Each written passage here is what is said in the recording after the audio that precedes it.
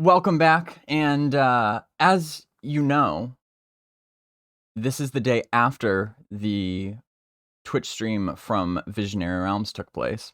So, we're going to be going back and watching it. I have not seen it before. This video looks to be a little less than 40 minutes long, so not too long, but as you know, we can go off on some rabbit trails here sometimes. We dive real deep sometimes. So who knows how long we're going to be going tonight. But either way, I am glad to have you along for the ride. Excuse me. Archbishop says, nobody likes shamans here. Well, that is true, that we are going to be looking at the shaman class here today. That's what they have decided this month's dev stream is going to be about. A class refresh for the shaman. Last month we did the Dire Lord. Had a little bit of a revamp, and this month is going to be a look at the shaman. And I will say I am a little bit I'm more interested in the shaman than the Dire Lord. I will say that. So it should be interesting. You know, the shaman class is a class that we have seen quite a bit over the years. So we'll see how it has evolved. And as you know, we like to pull up the library Pantheon here to reference maybe some previous streams to see exactly how much has actually changed. But the shaman's pretty cool. There's a lot of potential in the shaman. You know, it's a very versatile class usually, and Pantheon's take on it is somewhat unique, at least in lore and in theme. You know, it's not that in concept. It's not super different from like shamans that you might have seen in other games, particularly in EverQuest. You have this kind of support role that can do a little bit of healing, a little bit of damage, like some debuffs, things like that. Although it seems like they really lean heavily into the debuffs in Pantheon, or at least they have in the past. We'll see what it's like now. But the lore of the shaman, which again, I won't get too far ahead of ourselves here because I'm sure they'll kind of go into this, but just I like to kind of like lay the groundwork for where I'm coming at this. My current understanding, how it has been in the past, is that the shaman really is focused on like timelines, not really like time travel, but and I guess ancestry would be a better word for it. Although both, you know, the past and the future all kind of like play into that, and drawing aspects of that to either buff their party or debuff their enemies, which I think we'll see some more of that embellished in this stream based on just the very brief promo that they gave on social media about the boons and the banes of the shaman. That's what that's talking about. So we'll dig into it here today, and as always, going to be playing Pantheon Bingo from the library of Pantheon. If you're in the chat, you can hit !bingo, and to get your card, if you would like to play along with me. It's always a fun time, but if not, feel free to just grab a drink, sit back, relax, and just soak it all in. And even if you're just watching the recording too, you don't have to play it live along with us. There is nothing wrong with you pulling up a card and watching the recording and playing bingo that way. You want to just head over to librarypantheon.com. You could navigate to the bingo hall and get a card that way too. It's always cool. Did you guys see the little commercial we put out for Pantheon Bingo? Like a couple weeks ago or so. Just kind of like a silly little tongue-in-cheek commercial that we whipped up when Pantheon Plus reached out saying that they were going to be doing their dungeon draft, which I'm always a huge fan of the dungeon draft. It's so hilarious. Every year they've been doing it for a few years now, and they reached out and asked if we wanted to have a commercial, because I had done one last year. We kind of like switch off, you know, like when the Library of Pantheon did Pantheon Jeopardy, which is, you know, just another kind of like big production, you know, kind of TV style. Yeah, it's a game show, and then you cut to commercial and you like play these like Pantheon themed commercials, which are really just goofy and funny.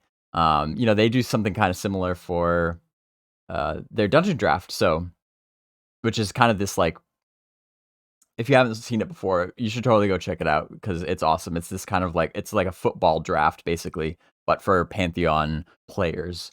And you know, they cut to their commercial, and so, you know, we kind of, it's kind of like a quid pro quo where, you know, we make commercials for each other's productions.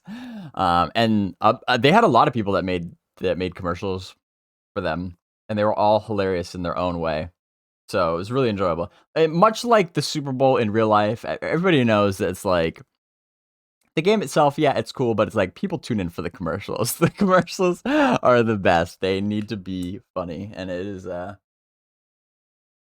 So obviously, when they reached out to me to ask if we wanted to get a commercial, obviously we jumped on that opportunity right away. So, and then I uploaded it to YouTube.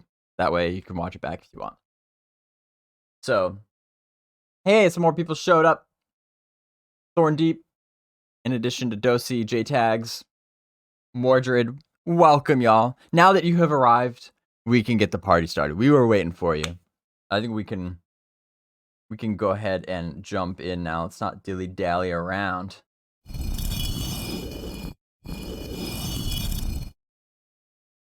Let's do it.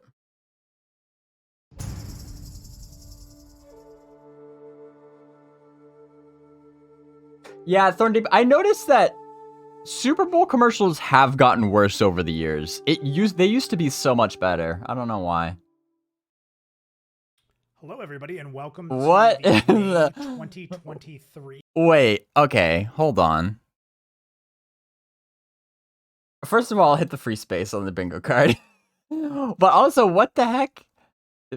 What the heck is on his head? And also, Savannah, I think this is her first stream appearance. So I wonder if this is going to be maybe the norm moving forward, just Minus and Savannah on the community side doing these streams, give Joppa some more time to actually work on the game. Interesting. Volume is low. I can bump them up a little bit. Let me check my mixer. Oh, Chrome. Oh yeah.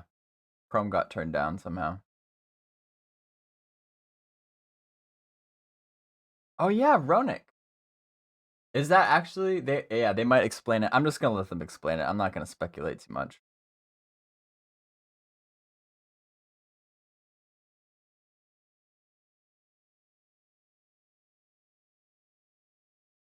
Let's see how the Pantheon Rise of the Fallen. There we go. Oh, I almost got it wrong. I didn't, but I almost did, and then I messed up. That's like passing on, because we're gonna talk about something that's changed. Obviously, everyone can tell. So right. So as you can tell, we already have a little bit of a different look here. Pantheon Rise of the Fallen May live dev stream. We're excited to share some news with the community actually around that. So to share that news, first, let me welcome my new co-host. It's hard to say your full name because I just know you as Sav. Like, you're going to be Sav for me. Is that all right? Well, most people call me Sav. If Savannah is my actual handle, or you can call me Jamie Henry, but I almost never respond to that. We'll just go Sav. I think Sav's a good way to go. So why don't you tell people a little bit about what's going on? Okay, well, first of all, thank you for having me. I am super excited to be here, see everybody, and get to work with you, Minus. There have been some big changes. Some of the community already knows about those changes. Some of you may not. I'm here instead of David, obviously. So do you want to talk about that, Minus? they're you can go making ahead. this sound like really. I mean, you're like the community manager, right? So like now I can be like, let's I've go over heard. to Sav for the community. Like I can like throw it to you. So our longtime host, David Roenick Schlau, rest in peace. Oh my god. Um, It starts so dark. Right? It's like it almost kind of like that like shouldn't be a joke. I mean, okay, it is a dead Ronick. Hey, that's on my bingo card though. That's a dead Ronick joke. But like also at the same time, like given the history of this development team, like they would like made it sound so somber. Like it made it sound like they had like some really like depressing news to deliver. Like I'm glad that Ronick is just fake dead and not actually dead. They were really kind of like laying it on thick there. Yeah, no, she's laughing. She's laughing. I get it. Ronick is a dev now. You know, now that you mention that, I feel like I remember hearing that. But let's continue. Let's continue. has actually shifted departments at VR, and he is now a full-fledged developer. He has left us at MPR. He went over there to help with quest design, and will be lending his writing skills, which are pretty stellar, for designing and scripting. So you know more about his background than I do, Minus. Yeah. And that's Yeah. I always forget. Completely forgot about bingo for a second. Have I missed anything? I know he said community. I don't. Let me know if I missed anything else though. But now that she mentions this, I do remember. I feel like this came up in a dev stream like a few months back. It's not important enough to go look up in the library, but I'm pretty sure I remember like Joppa, I think, kind of hinting at this. This was a move that they had been wanting to make. Because Ronick is an accomplished writer. I don't know if you maybe don't follow the dev team closely, you might not be aware of that. But I mean, also as a side note, a lot of these guys on this team have like side gigs. Like this is just crowdfunded MMO development. It's not exactly paying big bucks. This is, for lack of a better word, a passion project that, a lot of the people on the team, there are definitely quite a few who work full time on it. But a lot of them have side gigs. Or maybe this is their side gig. That's probably a more accurate way of putting it. They have a day job, that pays the bills, and this is their side gig. That is the case for Ronick. I know he definitely puts in a lot of time on Pantheon, but he has been a magazine editor. He also writes like screenplays and graphic novels and like all sorts of stuff. So he has quite a bit of writing experience. And so I think it makes a lot of sense to bring him on with Jan Gerhardt to help with the writing. Where is my... I'm curious now. Have they changed this on the... Have they changed it on the website yet? Is he like under the writing team? Because for forever, JN was the only... No, they haven't added him yet. I'm sure they will though, because JN has really been the only writer pretty much like since 2015 when he came on the team. Like JN has done a workload of writing over the years, and has created just so much of it. But if they're at a point where they really need to like ramp that up and he needs more help just producing content like for quests and stuff, I think it's great that they already have somebody within the team that can help with that. Seems ideal. Can developer count as development on the bingo card? I don't know. What do you guys think?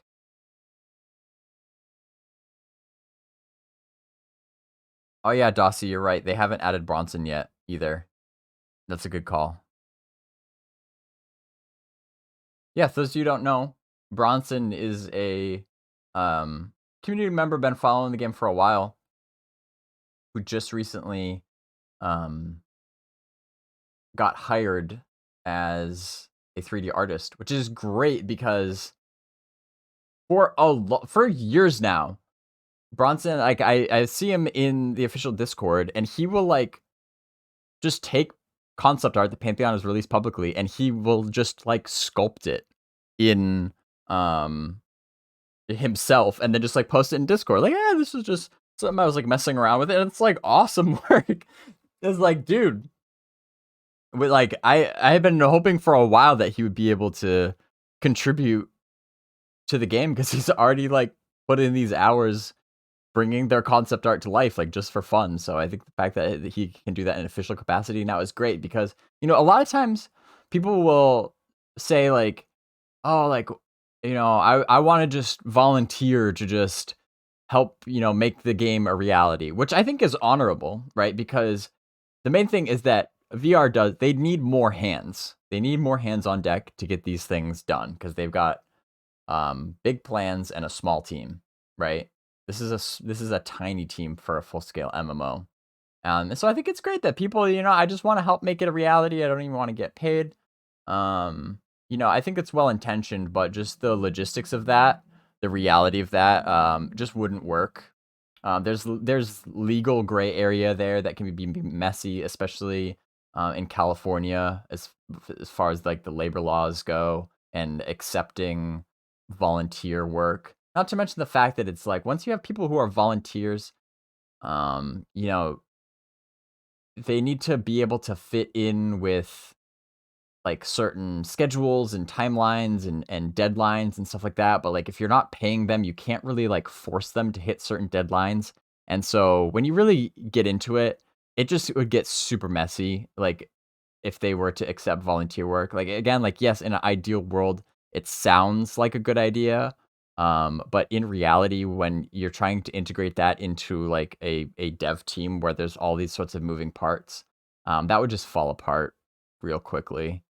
You know, because if you're not paying somebody, you can't legally like force them to hit certain deadlines. And if you know volunteers, they're only able to contribute like a little bit here and there, it ends up being more of a managerial nightmare than it's worth.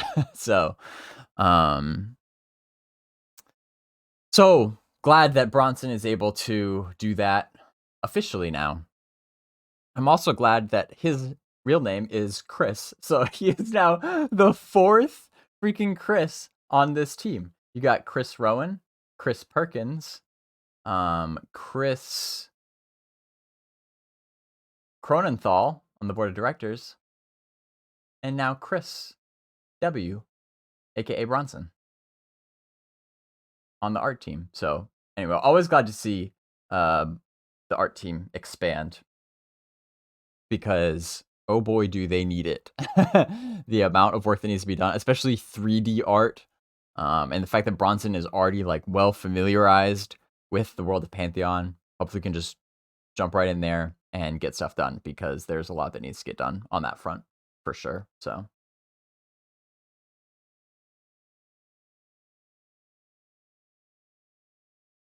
Anyway, going back to the question, can developer count as development?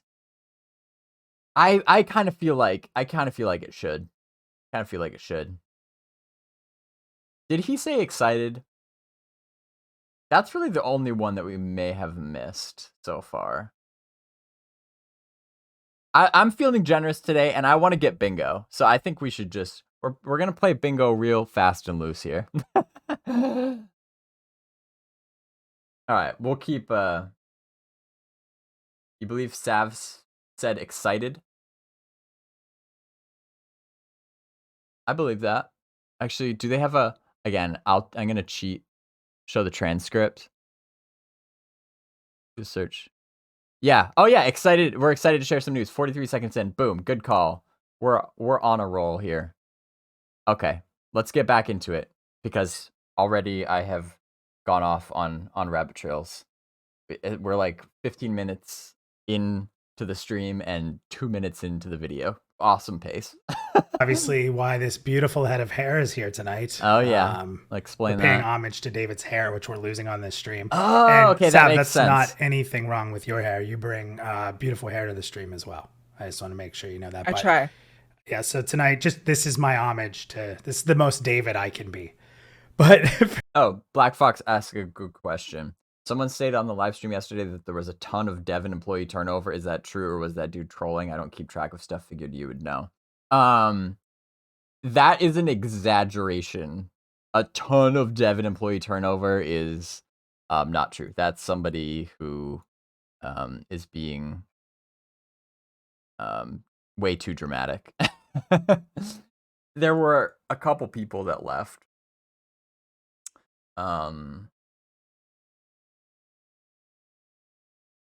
There was one artist.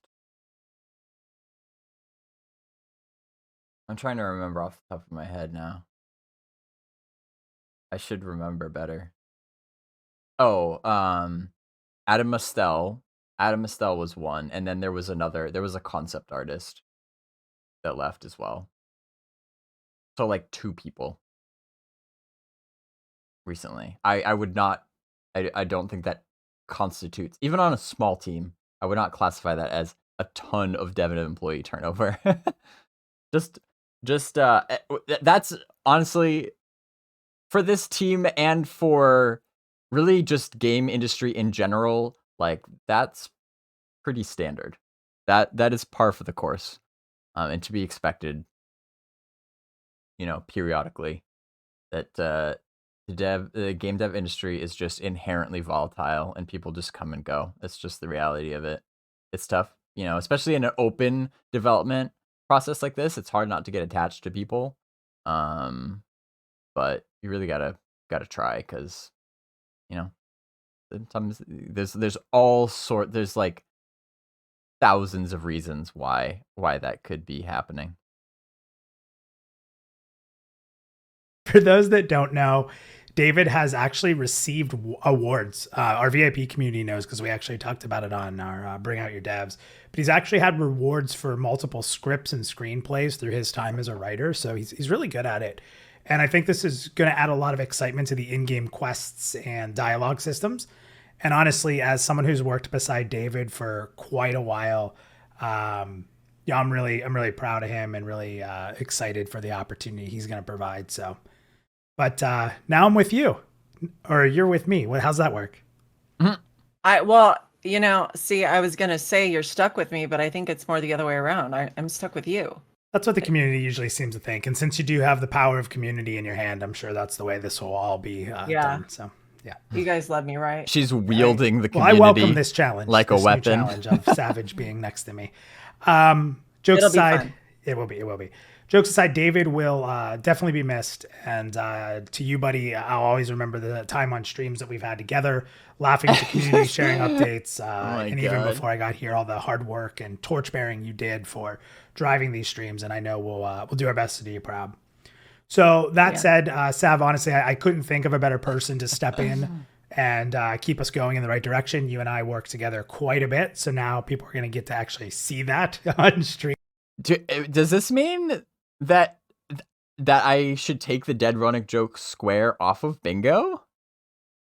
I feel like they're going to still find a way to slip it in, even if he's not actually on the stream. That's my gut. Because like I said, I do tweak the bingo cards periodically, to keep them fresh. But I don't know. I feel like we should leave that one in. Because, I mean, I know this is the first stream that he hasn't been here, but they have already made a Dead Ronic joke, and he's not even on the stream. But I think I'm in favor of this change, to be honest. Again, like nothing against Ronic, of course, but we'll see how it goes. Like what their sort of like on-stream chemistry is like. But I really like what Stefania has done so far as community manager. I think she seems really good for that role, and I think it actually makes a lot of sense. I think just personality wise and everything. I think this could be a good move. Take a little bit of getting used to, of course, but I could see it being good in the long run. But I think this is definitely enough about David. We've said enough nice things about David. So do you want to sort of set the stage as to what the community can expect for today's stream? Yes, of course. We wouldn't want David to get a big head or anything. So last month we reviewed the Dire Lord refresh. A lot of work has been done there. A lot of work has been done on the class. A lot of the classes. Joppa has been tearing through those like a monster. So today's theme is going to be our second highlighted class, which is going to be focused on the Shaman. And so we will take a look at that, the first 10 levels mostly, and see what's been going on there. But before we get to that, let's have a look at behind the scenes at VR. Sounds good. Behind the scenes at VR. Hey, his voice. On the all right, Sab. So with that said, why don't you start us off in talking a little bit about what's going on behind the scenes? What is going on behind the scenes? You're good. You want me to jump on that? I can. I'm happy to do it. Yes. Okay, yes. Let me. I feel like I didn't want to speak for you too much. So first of all, yesterday we had an ad hoc session. For those that joined us on our last stream, we talked about how last month we did a few different ad hoc sessions. I think we actually had our testers in the world, 3 times last month? 2 different ad hoc tests as well as the pre-alpha test. And this month we just had an ad hoc test yesterday. So it's about a 9-hour test to test some various different things that we kind of implemented, some different changes to the classes like we've been talking about, things like that. Ad hoc sessions, for those that don't know, it's not like a super in advance thing. Sometimes they're quick, short notice. It's things we want to test before we have like our full testing sessions. But what we were going to do is, Sav, if you want to go through like some of the things that we tested for the first time yesterday in those ad hoc sessions. Yeah, and just as a reminder, when we do ad hoc sessions, our testing is real testing. Like when we want to bring testers in, it's because we actually need these features tested. And so feedback is super important, and it's not always going to go smoothly. But in this session, we were looking a lot at some crafting. We have tons of crafting changes going in game, and specifically we were looking at weapon and armor crafting. We got some great information there. A lot of optimization is going to be happening over time, so we can make weapon and armor that is crafted viable in game. We also introduced an encumbrance system. So there will be movement bonuses and penalties depending on how much weight you carry. And movement bonuses. Various bag sizes and types that will kind of work along with that. And that is just also another important aspect of the game that lets us know that we are in a world that, has things rules. Matters. Yeah. Yeah. The thing I'll jump in quick on that too, because I just sense it. I know the community is going to be like, wait, encumbrance, wait. Wait. The coins are not going to weigh anything right now. In current testing and current implementation, coins will not. So for those of you having nightmares about carrying a bunch of copper around, that part of it's okay. And I think what's cool about this system is that these bags will increase something but may decrease something. So depending on what you're looking to do out in the world, you'll actually have some options on how you carry your bags around and what you want to sacrifice if you're going to carry a lot of things versus what you might gain. So it's kind of it's a cool system. It's not just you have weight and you're slow. Like that's not the only thing about this. So that's exciting to kind of dig into for the first time. More complicated than that, yeah. And it's just gives you another aspect of gameplay, just another thing that you really need to think about while you're out there playing. And they also did some updates to the Monk Enchanter. They were pretty minor updates because these classes have been worked on a lot, but they got some love too, and we'll definitely be taking a look at those classes here in the future. You know, just real quick on the encumbrance thing. Obviously, that was a pretty brief description. We'll have to see some more details about it, but I do like the idea of making like a choice of your choice of bags mean something. Right? Because like we really get down to it. That's what makes games like this interesting, is the decisions that you have to make.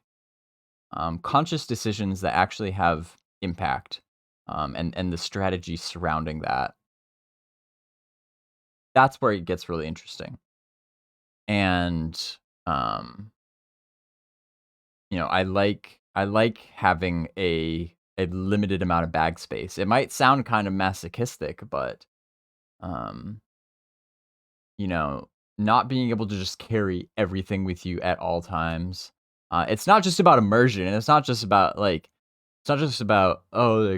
you realistically wouldn't be able to carry you know, 3 barrels of ale and 15 pies and 20,000 gold coins and 3 swords and 2 axes. Like, it's not even just about that, because you know, immersion means different things to different people, and some people don't care at all about that. But it's really about the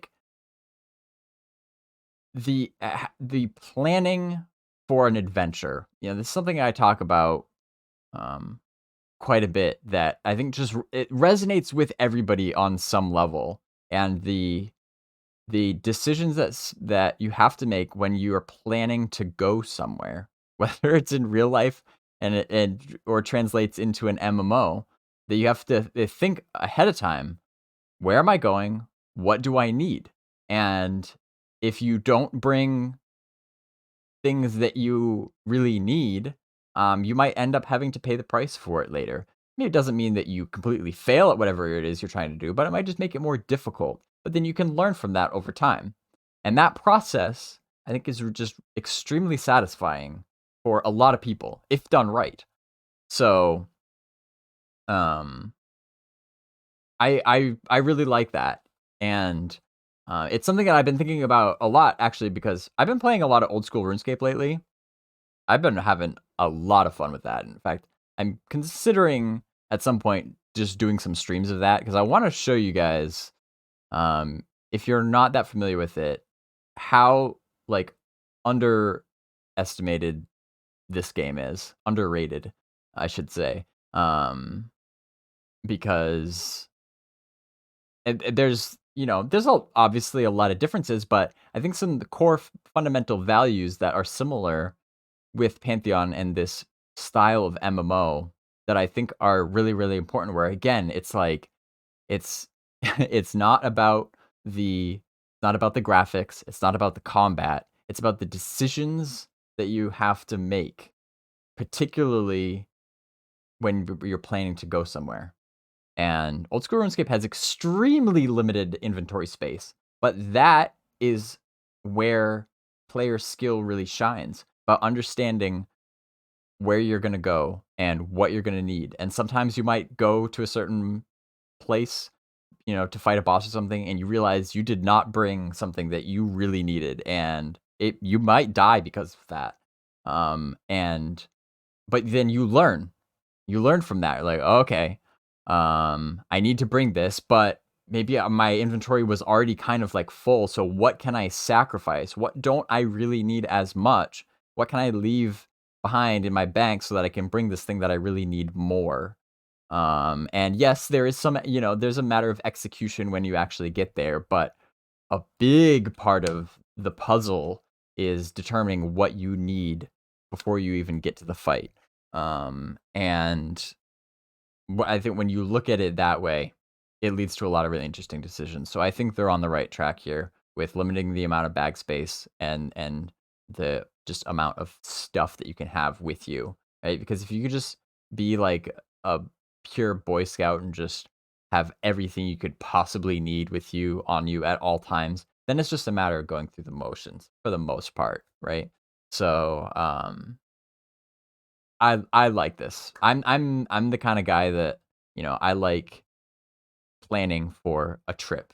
I just went on vacation not that long ago to Florida. And you think about, okay, I'm going to be going to Florida. I got to pack a bag. What do I need to bring? If I don't bring sunscreen, I'm going to be hurting, right? Like these are the sort of things that the decisions we make all the time that we kind of like take for granted. But when you really like put it into an MMO, that same general kind of concept, it's pretty darn cool, right?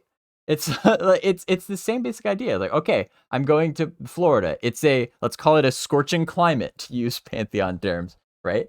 And how do I counter a scorching climate? I need to bring water bottles. I need to bring sunscreen.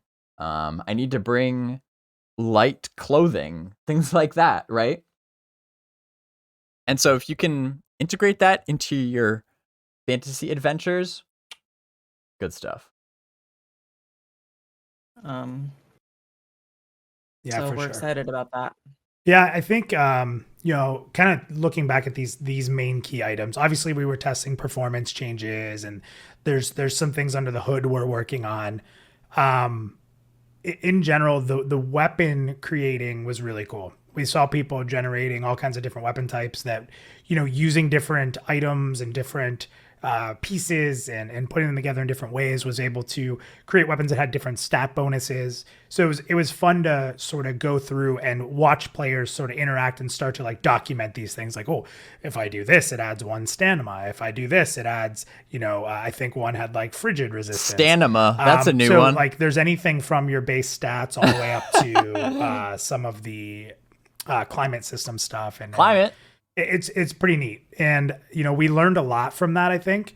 There was a lot of good, and we got some bugs already hammered out, which I'm pretty excited about. But Jamie, I think the big thing, so from looking at encumbrance and doing the test, we did the ad hoc, we were doing it in preparation for this weekend, but I think you have some news on a lot of the feedback and a lot of the things we learned from yesterday. So I'm going to hand that over to you to talk about, because I think you're more the expert on this part. Yeah. So unfortunately, we are postponing this weekend's scheduled test, and we are doing that because we have a few things that we need to get hammered out before we want to invite everybody back in for a full 24-hour test. Instead, we will be running another ad hoc test tomorrow to see if we have today some of the optimization that we hope we needed to get dealt with. We don't know until we get large amounts of people in. That's just the way that is. Our QA team can only do so much. Yeah, well, you talked about it too, is that these are real tests, especially these ad hocs. And it's not saying the weekend ones aren't. Like the 24-hour tests are huge. So the big thing is that should put test as a so square. When we do a 24-hour test, we want to make sure everybody can really enjoy that 24 hours.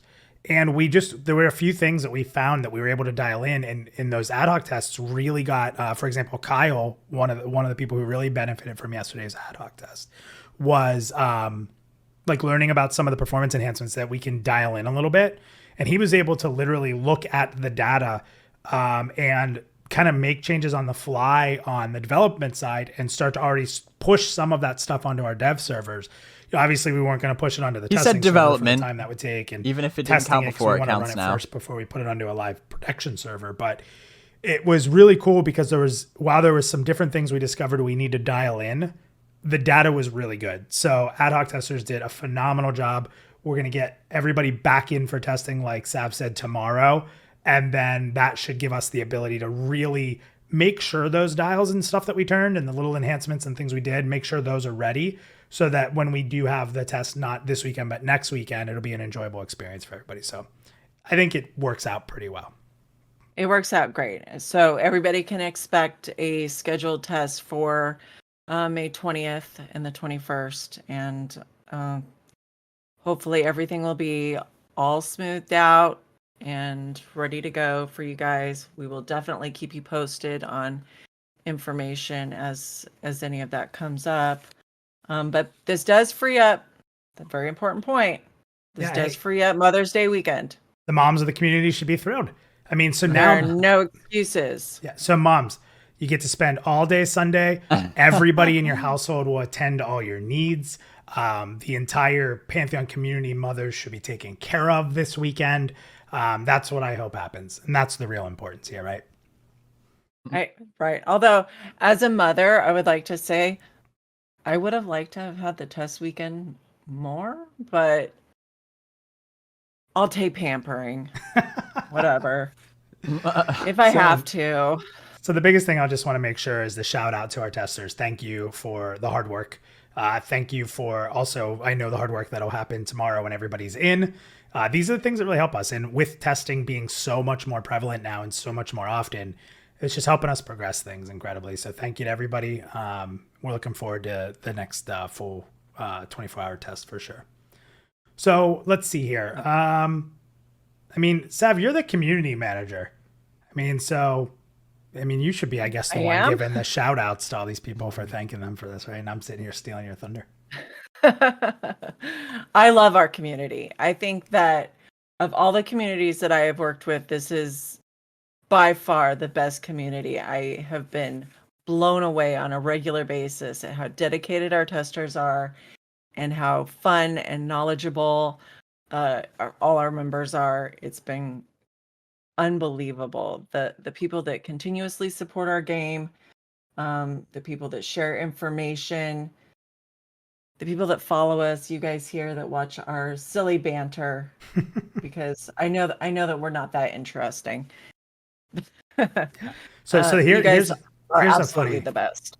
Yeah, 100%, guys. Whether it's sharing, being on our forums, on our Discord, sharing videos to friends and family, all that stuff helps us incredibly. So please take some time to check out our content, check out our social media, share it out. And for those of you that want to help development further, Pantheon.mmo.com/pledge. See if there's any tier that suits you. That is what helps us continue on. And again, I just want to say thank you for that. So the other thing that I do have to bring up, so they're making fun of me for another mispronunciation. So growing up, I always said stamina instead of stamina. See, I even have a hard time saying it correctly. Stamina. I know how to say it correctly, but growing up, I always said it wrong. So everybody picked up on that right away. It's funny though, because remember when we were making the video we're about to show, Ben made fun of me for saying it wrong too. So yeah, I don't know. It's just when I was a kid, I just, for some reason, said it wrong. I don't know. It's stuck with me. That's hilarious, but also shame on you guys. Well, no, it's fine. Because it's funny. In short, I'll say stam, right? That makes sense. Stam. But for some reason, when I say it does that make sense? Yeah, I don't know. It's really strange. There's just weird things that happen in my head. Maybe that's why Dave is not here anymore. Let's be honest. Yeah. This is what I got to work with, guys. That's what happens when I have a full head of hair. I know. It's wigging me out. Without further ado, I've kind of accepted it, have though. been waiting long enough. We Shaman fans, yes, we have a few of those. You guys know who you are. We're calling them out directly. You know. Yeah, you know who you are. But yeah, let's talk about the shaman. All right, let's get it done.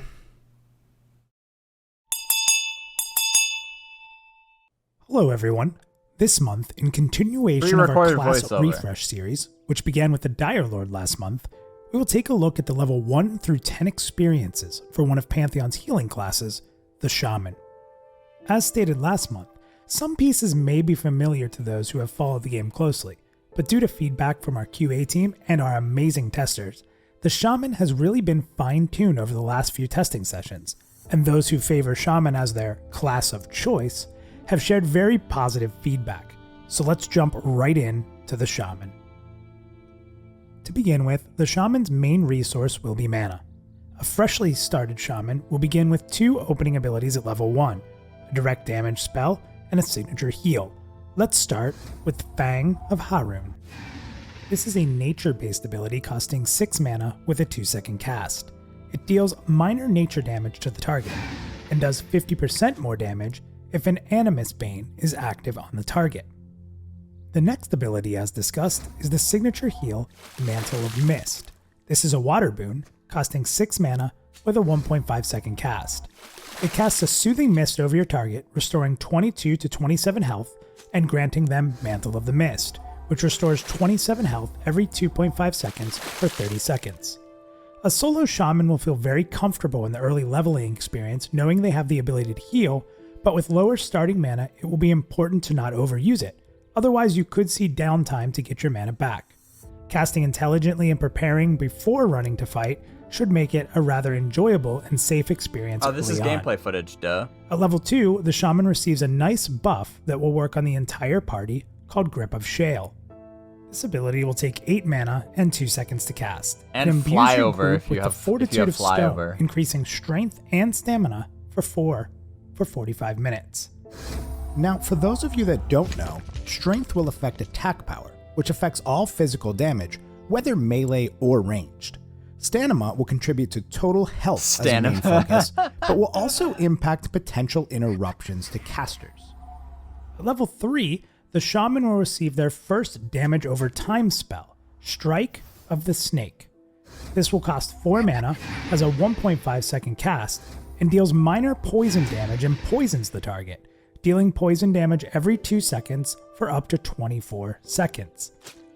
At this point, a shaman player will be able to buff party members, heal, and deliver both damage over time and direct damage to enemies they cross. Let's move on to level 4, where the shaman gains 2 abilities, one to assist the party and one to debuff their targets. Let's start with Cleansing Flame. This costs 4 mana, has a 1.5 second cast, and will cleanse the target of one harmful poison effect. Next up is Headwinds. Headwinds will cost 5 mana with a 1.5 second cast time, and this will assail the target with gusts of wind, reducing their accuracy by 10% for up to 1 minute.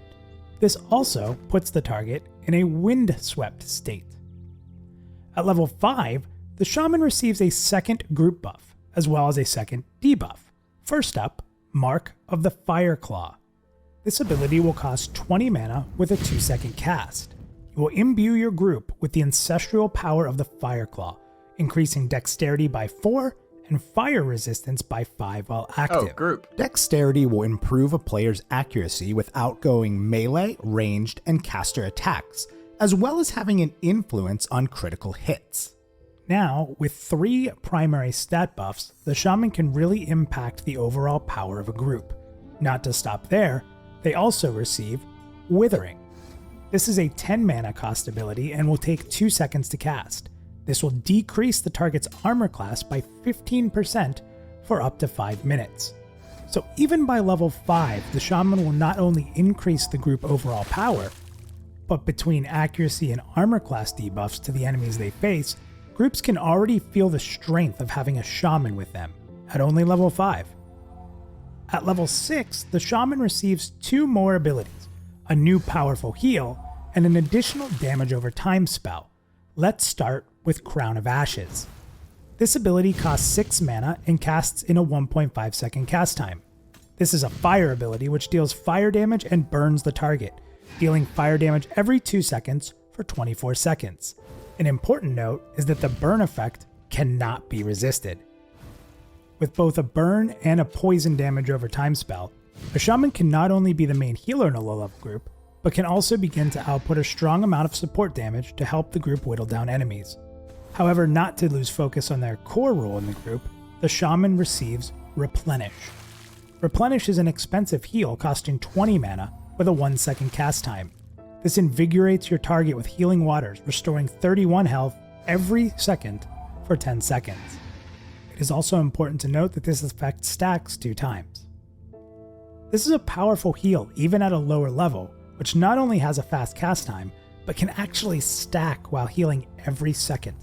It is a powerful spell for important healing moments, but players must be sure to watch how it's used as it has a much higher cost than the Mantle series of heals.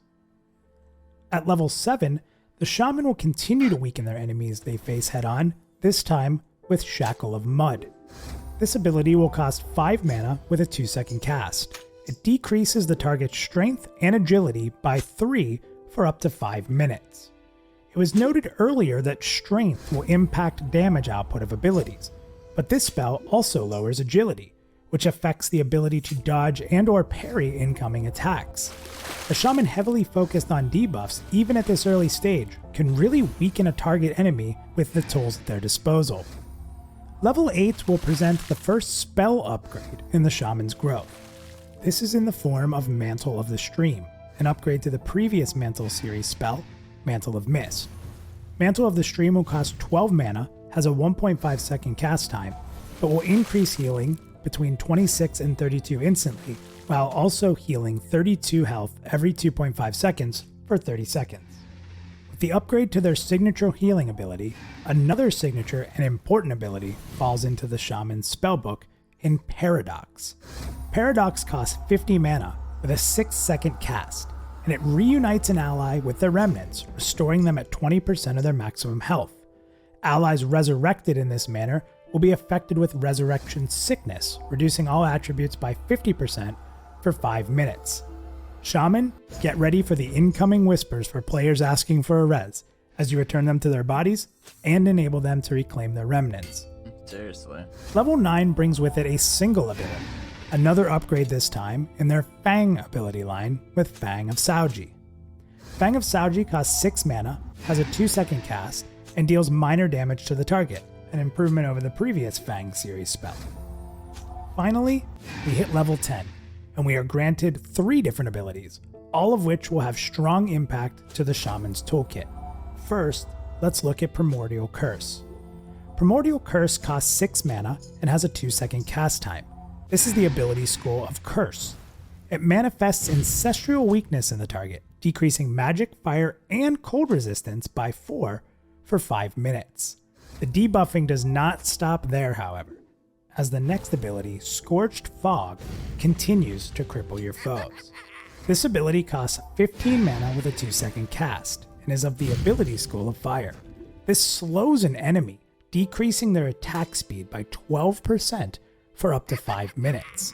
It's important to note that the attack speed reduction can be increased with Intellect and Constitution. To finish up the level 1 through 10 toolkit of the Shaman, players will receive Windstrider, a signature ability and another reason a Shaman will be very popular among players of the World of Terminus. Oh yeah. He didn't say Windstrider costs iconic. 12 mana and has a say 2-second iconic. cast time. Accelerate your target's sprinting speed by 20 and reduce the rate of endurance drain by 40% for 45 Windstrider minutes. is so good. We hope that you've enjoyed this refresh of Pantheon That's like Shaman. crack. If you missed last month's refresh on the Dire Lord, you can find that on our YouTube channel to watch at your leisure. With 5 more classes to go, look forward to another class refresh next month.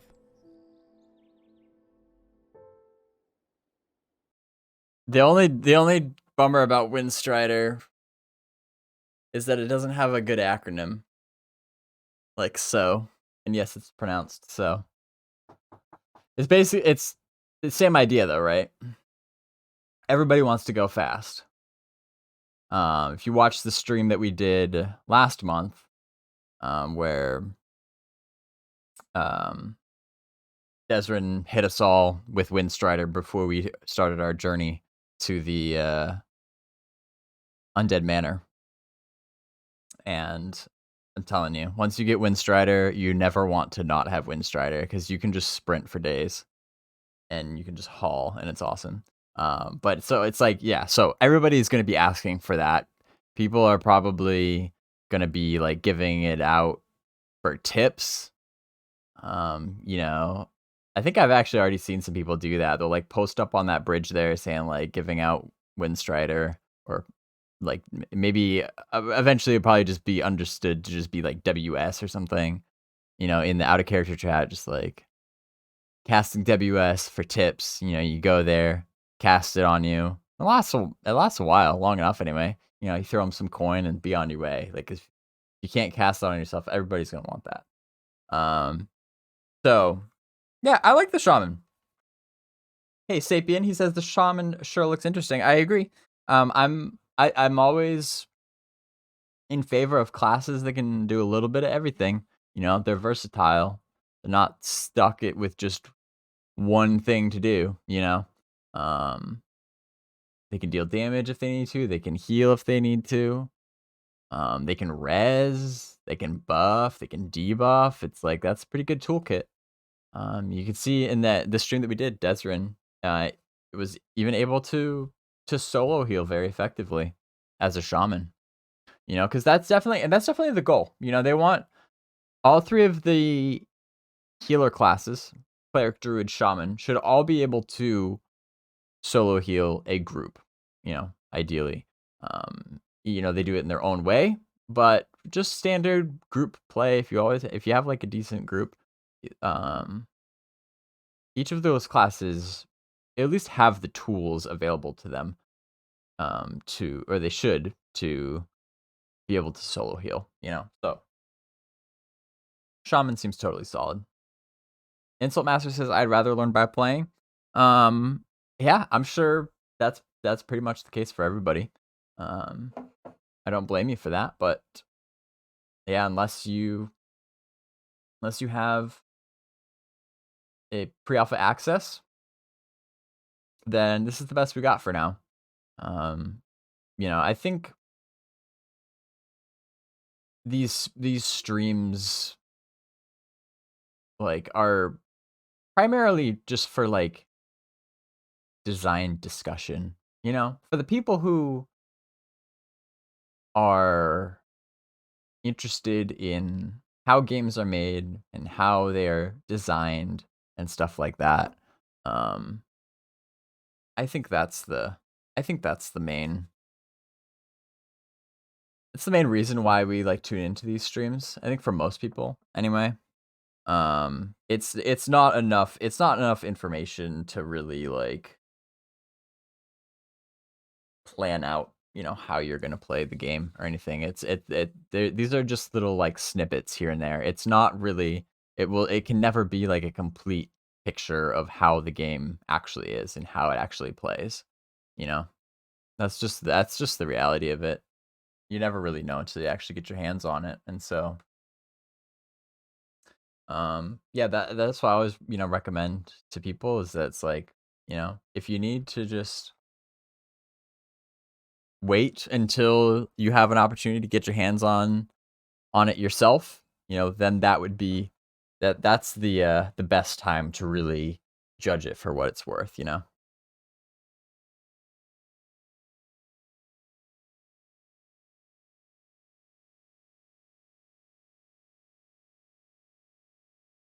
Do you think the pressure of having a good release slows it as well? Absolutely. To some degree.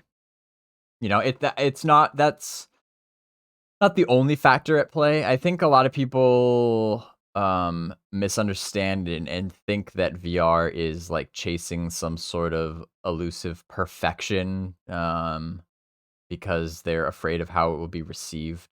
That's not entirely true, but I think that definitely is a factor that you only get one chance at a first impression, particularly in game development. The game industry is just absolutely relentless now. Consumers of the gaming industry are just way more unforgiving than they ever were.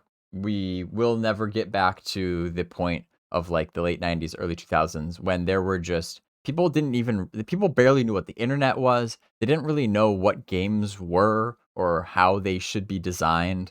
And there was not that many available to them. So the ones that players did have, they were much more willing to be patient with. And again, they didn't know any better. They had nothing to compare it to. But now you fast forward like 25 years plus, gamers have tons of things to compare it to, for better or for worse. And you know, they tend to already kind of have like a good idea of what they like and what they don't like, and the amount of patience is just paper thin and a game really needs to hit the nail on the head in order to succeed. And they have there's all this tension that's been building up with Pantheon's development over the years. Expectations are all over the place, and so and again, it's like a crowdfunded project. This isn't, they don't have like the backing of a publisher yet anyway. As they're going into alpha, that's one of the primary focuses is having a good presentation of the game in alpha so that it is received well, and hopefully they can get some more like publisher funding and that sort of thing to then carry it across the finish line, in a nutshell. But so even getting to alpha, like the scope for alpha has just ballooned over the years by a lot. People talk about scope creep for Pantheon and talk about how like the scope of this game has just like gotten out of control. And while there are some aspects that have maybe expanded or deviated from the original design, that's definitely in the minority. That's there are only some exceptions. Whereas really it's the scope for what constitute alpha that has grown. Like a lot of the I could probably have a whole stream just on this topic, but like a lot of these systems that are just now coming online now, like they have been designed like pretty much since 2015. They've been in writing for that long. These are not new ideas that are like, oh hey, like this would be a great idea, let's tack this on. These are things that have been in the plans for a long time, but were originally not planned for alpha. If you go back, if we're going back years and years to like 2016, 2017, 2018 range, and discussing alpha at that time, there was a little bit of a different philosophy at VR and the leadership at the time about what they needed to have in order to get to alpha. And it used to be much, much less. It used to be much more of like let's do a traditional alpha, like like a almost kind of what the alpha was in the 90s, where it's like super, super bare bones. We just want to get people in to get their feedback, and get some data and some testing and stuff with just super bare bones, and then we'll move on from there. Almost just kind of like counting on the players to understand that alpha is going to be lacking a lot. But as time went on, they changed their mind about that, and they started realizing that alpha, for lack of a better word, was kind of like their make or break moment. That might be a little bit dramatic, but I think they started to really understand the importance of that first impression when, especially as more people started signing on for alpha, and you get like thousands, we're talking like 10,000 plus people now who are signed up for alpha. Like that's a big deal. Can you really expect that many people to honor the NDA in today's day and age? Like people are going to be talking about it. People that can stream gameplay now, and there's YouTube and all these sorts of things that there wasn't way back, in the 90s. And it's just a different landscape now in the gaming industry, where even in alpha, the expectations are just crazy high for what your game needs to have in order for it to be accepted in the genre, or else it'll just get kicked by the wayside, and there's really no way to come back from that, especially as a small, underfunded team like this. So that is why alpha in particular has been kind of pushed back gradually over time. And it wasn't until much more recently, like 2021, where they really actually finally like set in stone. And it's not even like I don't even know if setting it in stone is the right way of putting it, but it's like they finally publicized their guidelines for what they consider alpha to need to have in order for it to be a good enough representation of what Pantheon is. In order for them to be at a point where they're confident putting it out there in the world to be judged. Because that's, again, that unfortunately is the reality of the industry right now, is that it has to be good. It doesn't need to be 100% complete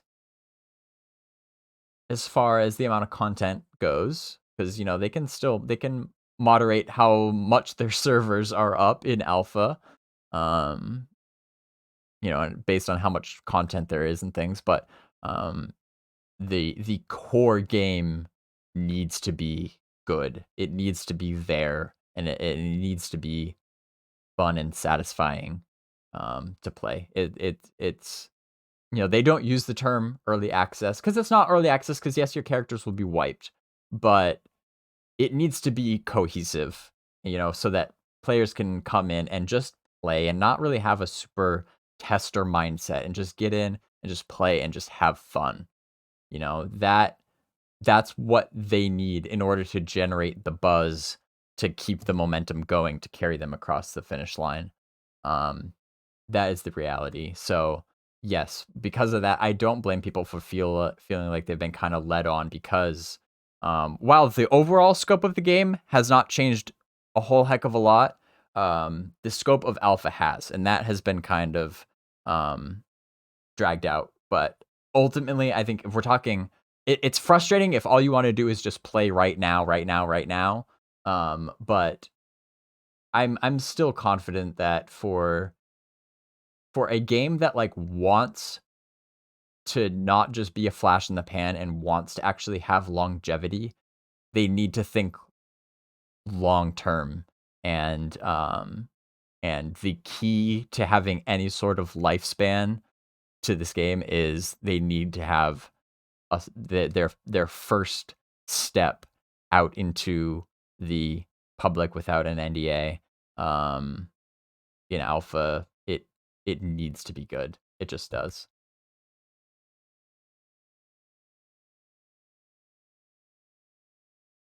Yeah, like New World is a good example. I mean, there's so many examples. There's so many examples of games that they just get rushed out. They're buggy, they're unstable, they're lacking core components, and players are just ruthless. There's very little sense of understanding. It's like oh well, this or that, like it'll get better or whatever. It's like, no, if you don't hit that nail on the head, it's just like, nah, screw you. You're done. Because there's so many other options out there. There's just so many other options that most people aren't going to bother sticking around. It's not worth their time. That's the reality of it. It's sad, but that's the things that they need to take into consideration.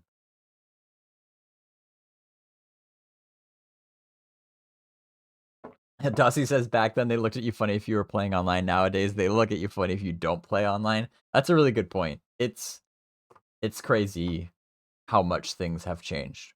And I think overall that's a good thing. Overall, it's good for consumers, that we have all of these options now, and that gaming is becoming more kind of generally accepted and things like that. But it makes it tougher if you have the empathy to put yourself in the perspective of a developer. It makes being a developer way more hard. Like the bar is just really high now for what you need to hit in order to even have a chance, you know. Sapien says, well, I want to think that VR's community is more forgiving than MMORPGs.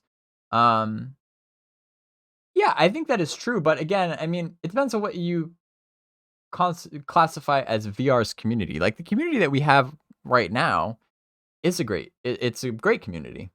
Really good people, the best one I've ever been a part of. But like it's still pretty small for an MMO. Like they need to expand that community more to like the MMO genre at large. And if you think like outside of the bubble of the community that they've already created, they need to be able to get traction with a lot more people out there who very well may enjoy Pantheon in its completeness, but just don't have the context and the understanding to be able to look at a game that is incomplete and be able to be able to see where it's gonna go. If they don't already have the background of the vision of Pantheon and where it's going and why it is where it is right now and all that sorts of stuff, it's really, really hard to gain traction with a large amount of people if you don't have a complete package to show them.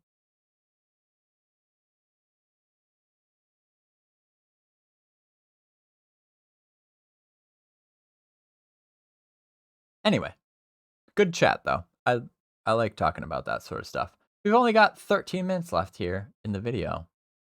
Let's see. I'm close to 2 bingos. If they say bean, well, yeah, I need onward and upward and crowdfunded. I think those are my 2 best chances. We'll see if you never know with the onward and upward without Joppa in here. Sometimes Minus will just slip it in there. I got my fingers crossed for that. Crowdfunded, he may say, I don't think he said it earlier, but they'll be like, Pantheon is a crowdfunded game if you want to support it, yada yada yada. They might. I think we've got a pretty good chance at some bingos. Let's see. All right. Well, there you go. I have to say that I really actually enjoyed digging into this class. It was a good time. I think what's been most encouraging though is obviously anyone who watches these knows I'm not a shaman. I'm a rogue, right? Pretty far difference. People know that my healing class is probably cleric if I want to heal.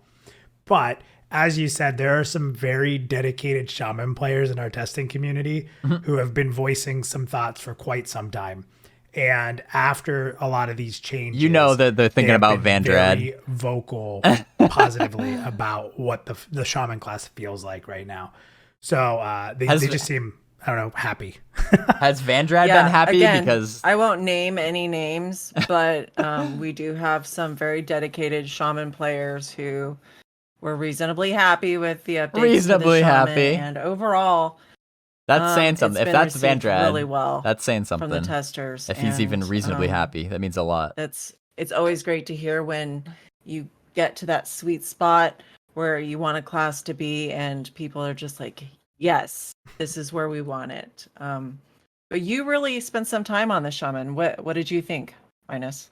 Yeah, so I think that's one of the really fun parts about making these content pieces. It's a lot of work, but it's a lot of fun getting in there and really, really digging in and playing a lot. And I just want to be sure that everyone knows, it's nowhere near what our testers do. Our QA testers just do so much work to get it to this state where I can really dig into it. I think the biggest piece is that this class felt really amazing, even at low levels. And I think that's cool because you start to feel like a shaman very early on. Like you get a feeling of what this class should be. I mean, by level 5, you have so much going on. Even in that video, you have debuffs, you have healing over time, you have party buffs. Like you just start to really feel like even solo, like you have all these tools at your disposal. And I think that although its role as a main healer is the goal, right? Like our classes are going to have a main role, and that's going to be what they mostly function on. and they're really good at it. Obviously, you'll have this extra mana, right? Like, so if you're healing, what do I use it on? Do I want to debuff in the group? Is there another healer that can support? Where am I going to spend my extra mana in a group? I like those choices and those decisions, because you may not be able to spend all your mana on, debuffing, damage over time and healing. You might say, well, I'm going to add damage with damage over time and I'm going to heal, or vice versa, like whatever ones you're going to use. So I just really like that. Since Pantheon's a very highly social game, like even in the 1 to 10 experience, I think a shaman's going to be very popular. People looking for buffs, looking for reses, Mark of the Fireclaw and Grip of Shale are really impactful. Like, and in our testing, I think our testers would say that as well, like running by asking shaman for buffs. So it's pretty cool to get those buffs. And then, come on, Windstrider. The Windstrider is, who doesn't want Windstrider? If anybody played a lot of the old school MMORPGs, like, we'll say Spirit of the Wolf, we'll just throw it out there. It was a need. Mm-hmm. So something like Windstrider. Everybody knows that's what you're talking listen, about. If you're smart, you might be able to make some money out there. Yeah, I actually played a shaman in EverQuest 1, and I will tell you, it's the quickest way to make friends. yeah, without a doubt. The Paradox Resurrection, though, that's if you have somebody near you that can resurrect, that's golden. Well, someone was saying useful. Paradox is kind of I need a Paradox. It's easy. Looking for docs. Right? Like, that's perfect. The DOX. Need a docs. Love it. Let's get that going. So you and I have talked a lot about it as we made content for this and getting you prepared for your first stream. You had access to the video. You gave a lot of good feedback on it. You've played around with the different classes during testing and stuff. So far, what are your thoughts? You asked mine. What are some of your thoughts on the shaman? So I'm not, and I saw a little of this in chat over here. I'm not going to say that the shaman is OP. It's a little too early to say that, just because it's still going to get a little bit of tinkering. The shaman is quite powerful, and you need to know how it's going to work with the other classes once the other classes get to their point of being optimized. So the shaman does come off as a little OP right now, but I think that in the end, it's going to even out and work exactly how it is supposed to. And I love that it is a completely different flavor from the cleric. It does not heal the same way. As a monk myself, when I'm off tanking, or on the rare occasion when I main tank, having a healer that heals over time is just more helpful for me, because if I take huge hits and all I have available to me are, direct heals, I could be dead by the time a cleric gets one off. So it's going to heavily depend on playstyle, and I like that our classes take that into account. Yeah, they definitely feel different, right? And that's the goal. We don't want a shaman to feel like a cleric or a druid, any of that kind of stuff. So, yeah, kind of getting ahead of ourselves here, but, we're going to be talking about the healers in more depth next week on Parting the Veil. So for those that aren't aware, we're going to be breaking down how each class heals, like what the theory behind them is. We're going to be, we just had someone in chat yell out Druid. People are looking for Druid info. And I will tell you right now, he won't mind me saying this. When I talked to Japa about this upcoming Party in the Veil, I said, listen, are you ready to talk about this Druid? Because this is what people want to hear. And he said, let's go.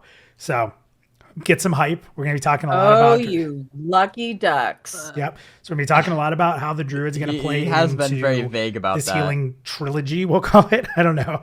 Of classes that we have. So that's pretty cool. So yeah, that's going to be exciting. It's going to be really great to indirect get some healing information about, especially healing classes that we have heard a little bit less about. So just keep in mind too, I think you said it earlier, Sav, we're going to be refreshing these classes across our live stream. So we're going to have more to come.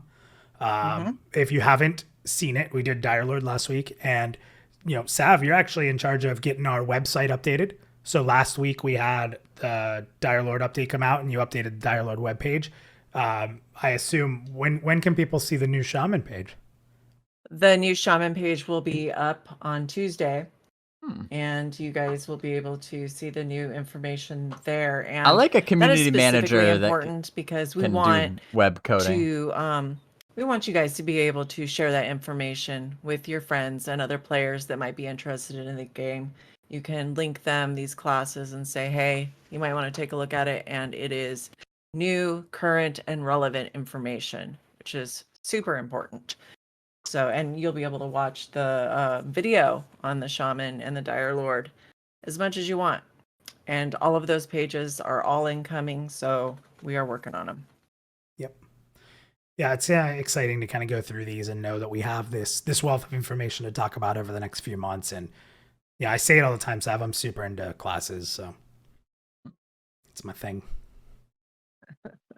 It is, yes. You get very excited. You guys have no idea how much time this guy spends actually playing these classes to get all this information. He's gonna be an expert by the time he's done with this.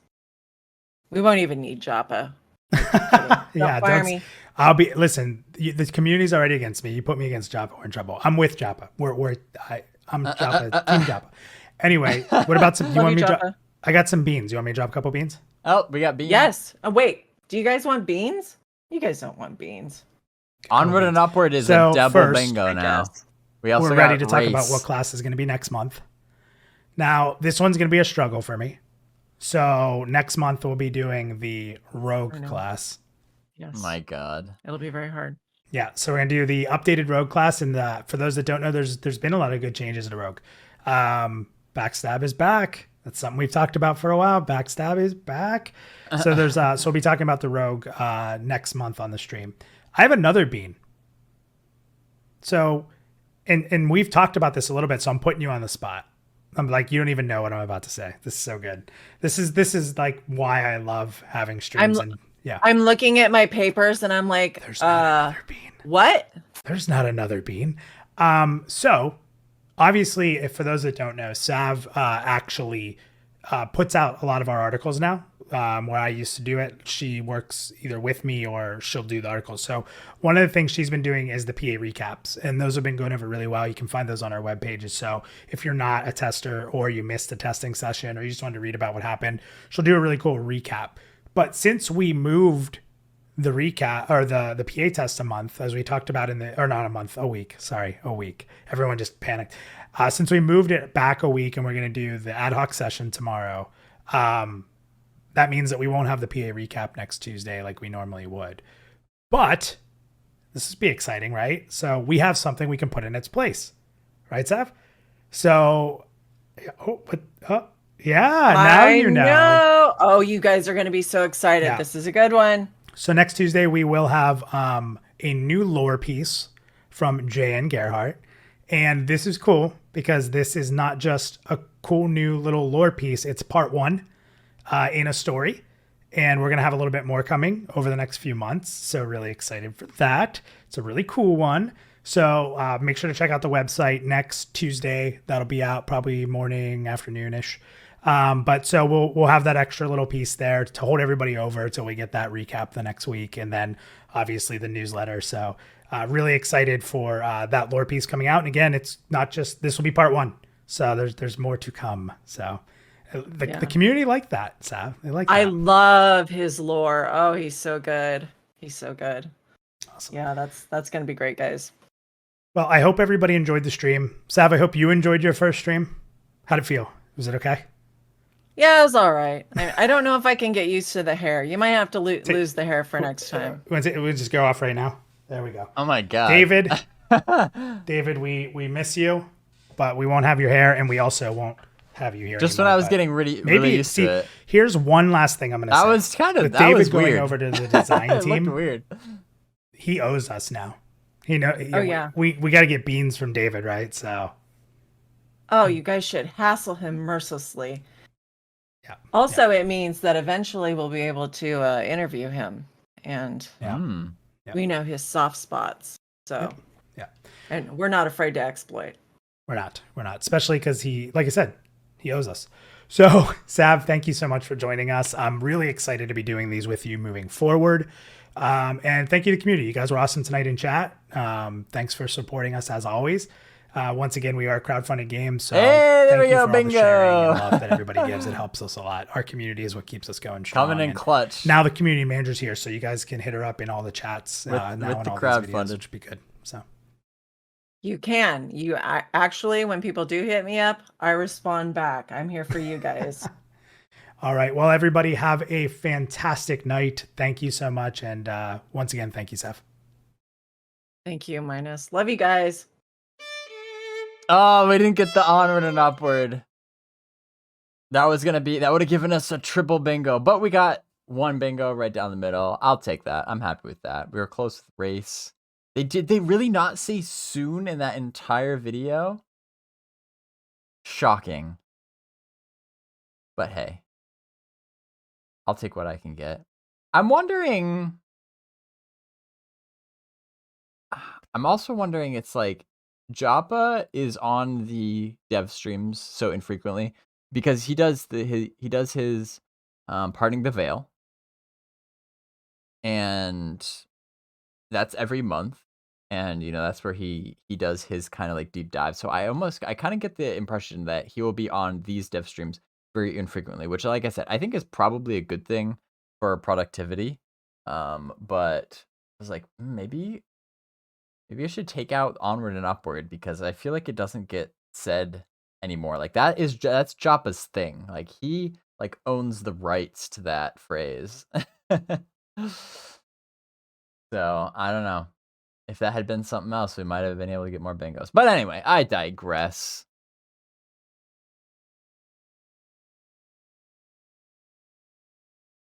Like I said, I think it was fun having a new host in there. Having Sav dipping her toes into streaming.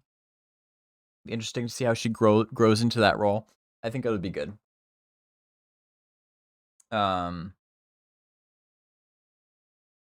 And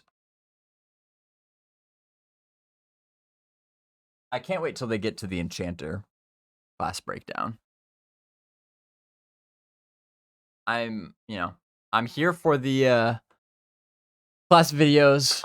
I like the length. I think the length actually seems pretty right. But like I said last time, I think the reading the tooltips for all the abilities seems a little bit dry or just kind of drawn out. Like I think it's not a bad thing to do, but I think maybe they spent less time doing that and then actually showed just raw gameplay without without the cutting between different footage and stuff. Actually show these things in action.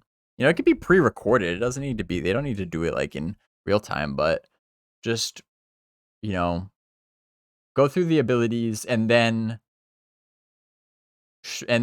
record some video showing them all together in concert with each other, and in a group setting, and how that class interacts with other classes, particularly now that we've got some statuses like windswept and things like that. I think that would kind of give people a better understanding of how the class actually plays rather than just reading the tooltips. I don't know. What do you guys think? Because they have done some videos like that, with the monk in particular. You go back, go to the Library of Pantheon and go back just even just a couple years. They did particularly monk videos where they would pre-record footage of a monk in a group and talk about what abilities were being used, why they were being used in that situation, etc., etc. I think people can relate to that a lot easier than just kind of B-roll footage with a voiceover, reading the tooltips. Am I alone in that? Thorn Deep agrees. Because again, it's like the duration and the mana cost and the cast time and stuff. Like, for one thing, those little details are probably going to change at some point. And also, again, it goes back to the point where it's like, when you're talking about the majority of the community has not had a chance to play the game themselves yet. And so they have very limited information about the big picture and how the game plays. So things like how much mana does it cost and how long does it take to cast are really essentially meaningless from the perspective of somebody who doesn't have the context of like, is that a lot? Is that a little? Like, because they don't have enough information about how other systems work yet. You can't imagine like what those things mean without either having played it yourself, firsthand experience, and having a bigger picture, or at the very least showing it in action with a very good, like, real-time explanation of what is going on moment by moment and why the player, decided to make that decision at that time. Like, that's really the core, I think, of like what people want to see and what would make for a more educational explanation of the class. If you're just somebody who is maybe just waiting on alpha and just hasn't had a chance to play yet, then cast time, mana cost, and stuff doesn't matter. It just doesn't matter because they don't know like how much mana does how much maximum mana does a shaman have at that particular level, and how fast does mana regen by default, and what other tools do they have available? Like what consumables are there that might help them regen their mana faster? Like in order for those little details to have any sort of meaning, you need to have a bigger picture, which again, like I was saying earlier, cannot be conveyed through a video or even a set of videos. So I would like to see them kind of change their approach a little bit on how they explain these classes. But overall, though, like I said, I think it's good. I think they're on the right track. And definitely glad, one way or the other, I'm glad that it results in their website being updated with new information. Like I said, I think it's great. I think Sav was a really savvy hire for VR, to be able to fill not only the community manager role, but also a bit of a web dev role, and having her update the website, which it so dearly needs. It's tough because it's like in your crowdfunded game, you want to have a good, approachable website that's informational and such, but also it's like at the end of the day, they got a they've got a lot of work to do, and they've got a game to make, and the priority is getting the game done. So when they have such a small team with such limited resources, it's probably not in their budget to go, spend a whole lot of money on somebody who can just develop their website. So having somebody who can kind of fill two roles here, the community side and the website side, I think is really, really good.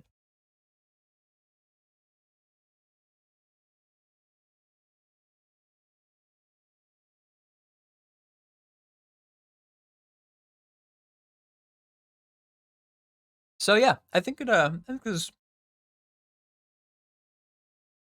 good stuff ahead. We got the healers coming up on next week we will reconvene here for discussion about healers, which always have a special place in my heart. Like I said, I am in the vast majority of MMOs that I've played, I gravitate toward the cleric specifically. I love the healing role in general though, but I've spent a lot of time playing in a cleric. It's deeply satisfying to me. Like I said, it's only in Pantheon and even only recently that I've started to become more exploratory in the crowd control realm. But I'm sure I will still have a lot to say about the healers. So that should be good. That should be good. Yeah, Flown Deep says super excited about the new lore to look forward to and the healer deep dive. Yeah, me too. So the same Baz time, same Baz channel. A week from today, again, the day after they do their live stream. They do it on Thursday live. If you want to tune in, feel free. I won't feel like you're cheating on me if you watch it live. You can watch it live and then come back the next day here and watch through again. Maybe you missed something the first time through. And this way, you know, we can pause. Since we just have the recording, we can pause. We can walk through it step by step, and it should be good. But yeah, a little bit of a quick one today. I think we're going to wrap it up there. That's all we have for this one. For the Shaman in the books. But it won't be very long till I see all you lovely people here again. So thank you for tuning in. Hope to see you around. But again, I will see you in one short week here. Until then, everybody, stay curious and adventure on.